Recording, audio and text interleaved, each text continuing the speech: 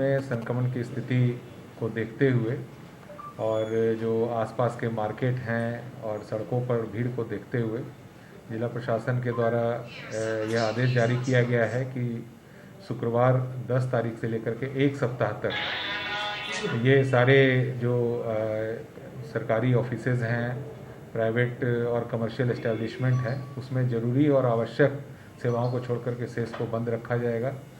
और उसमें जैसे किराने की दुकान है, सब्जी की दुकानें हैं, फल की दुकानें हैं और अन्य जो इस तरह से ग्रॉसरीज की शॉप्स हैं, ये सब खुली रहेंगी।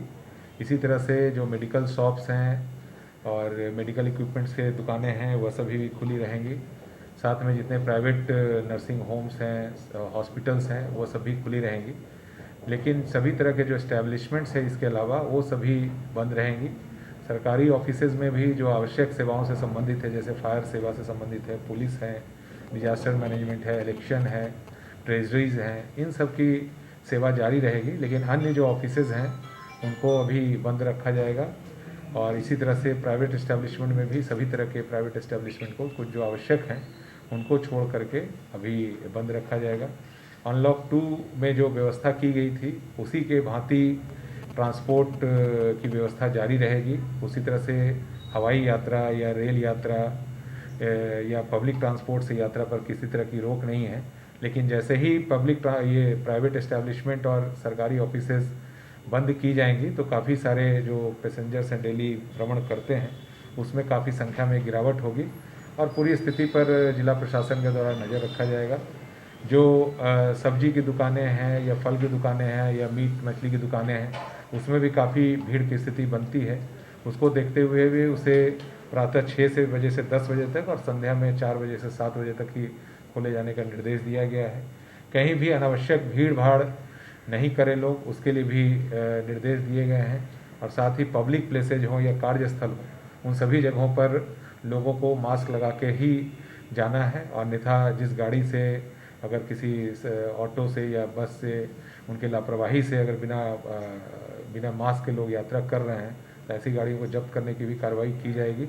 अगर आम किसी पब्लिक प्लेस पर लोग बिना मास्क लगाए घूम रहे हैं उसके लिए सभी अनुमंडल पदाधिकारियों को, सभी प्रखंड विकास पदाधिकारियों को, शहरी क्षेत्र में सभी थाना अध्यक्षों को और नगर निगम के पदाधिकारियों को इसके लिए प्राधिकृत किया गया है और 50 रुपये का फाइन भी ऐसी स्थिति में लगाया जाएगा।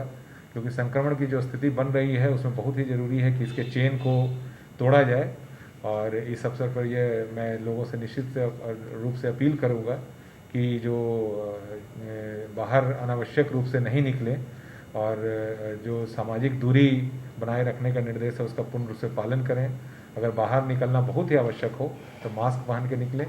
और साथ ही इस चीज़ से यह भी लोगों में गलतफहमी या अफवाह नहीं आना चाहिए कि सभी तरह की दुकानें बंद हैं। जो आवश्यक दुकानें हैं जैसे किराने की दुकान है, दवा की दुकानें हैं, फल सब्जी, दूध, अंडा, ये सब खाने पीने की दुकानें हैं, वह पूर्व की भांति रहेंगी। उसी तरह से ट्रैवल जो लोग कर रहे हैं उनके लिए भी जो एयर ट्रैवल है, ट्रेन ट्रैवल है या सार्वजनिक परिवहन से जाना है उस पर भी किसी तरह की रोक नहीं रहेगी। लेकिन उस पर निश्चित रूप से जो सोशल डिस्टेंसिंग और मास्क पहनने के जो निर्देश जारी किए हैं उस पर रोक रहेगी। इसी तरह से होटल और रेस्टोरेंट्स में जो हॉस्पिटलिटी सर्विसेज हैं उसको भी जारी रखा गया है, लेकिन उसमें भी जो रेस्ट्रिक्शंस लगाए गए हैं उसका हर स्थिति में पालन करना होगा।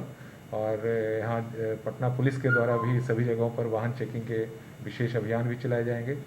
इसके अतिरिक्त